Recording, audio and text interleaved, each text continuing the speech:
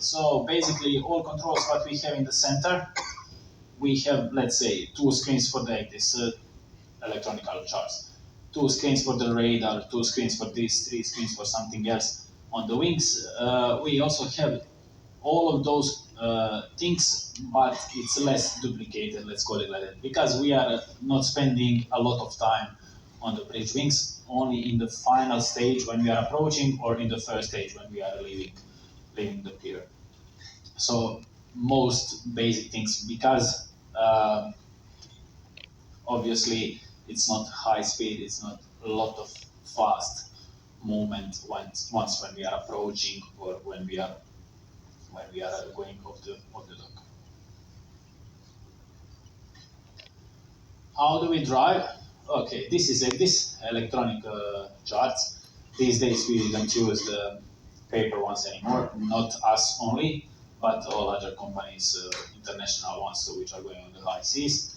So we are using the electronic charts, and of course radar over here with the conning page for the most important information regarding our truck. So, as I explained before, so this chair is for navigator, and the person who is driving, co-navigator, is over here. Most of the time we are on truck pilot, but once when we are approaching, when it's critical, because of a lot of changes in our direction, in our courses, we also, one of the lookouts, which is all the time in front, is becoming helmsman, coming to the wheel and executing the orders, following the order from navigator. When we are not in hand steering, we are using this small joystick. It's like a 4 centimeters, something like that. So with this small joystick, actually, we are driving the ship most of the time. Now. So it's really small. Also, a lot of people actually ask, oh, how is possible that even this wheel is so small? Oh, we are imagining some like a big wooden one, like a pirate ship, but not anymore. So it's all electronical. So we are also following other companies. So it's all that. All right. Voyage planning procedures. So there are 4 steps for us. Let's say how it starts with the planning. Company decides, okay, we're gonna make some cruise, some itinerary. Where can we go? Let's go to Alaska. Okay. What we can do in Alaska, where we can go, how is it good season now? Should we go during summer? Should we go during the winter, fall or spring, whatever? And we are collecting all of those informations, thinking in advance. And so collecting all regulations, all conditions. So is it good to go or not?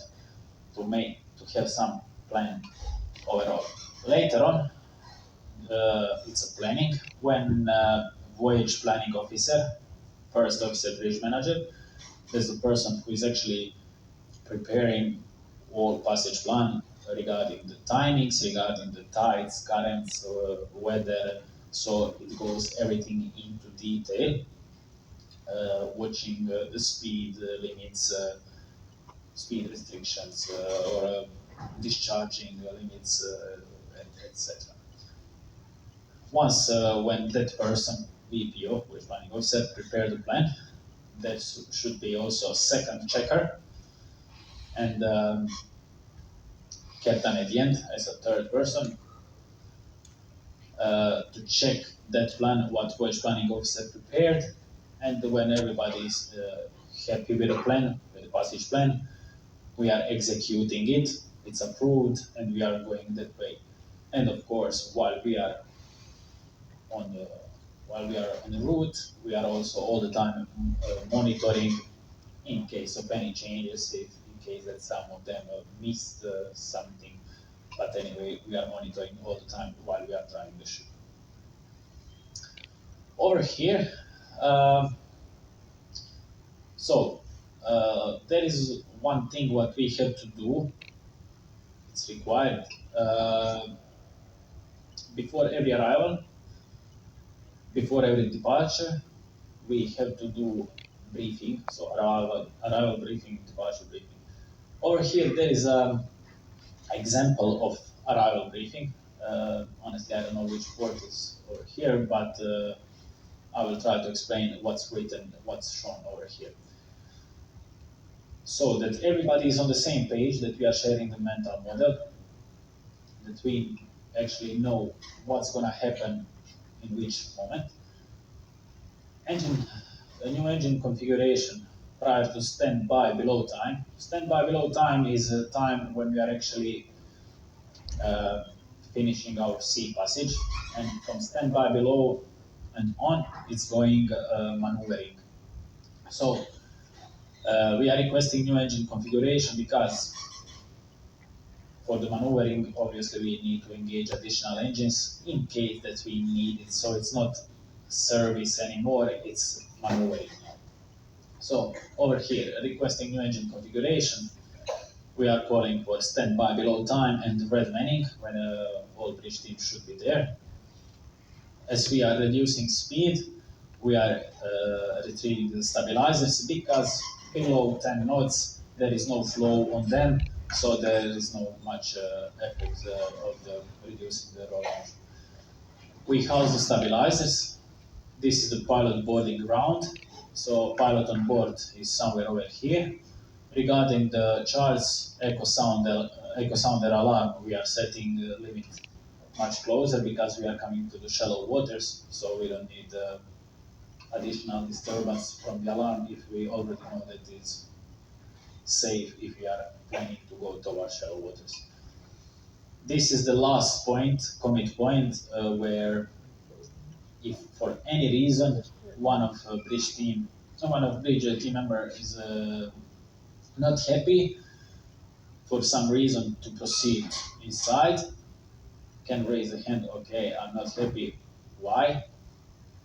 Give the reason, and at the end, captain gonna decide. Okay, is it crucial or is not crucial to proceed?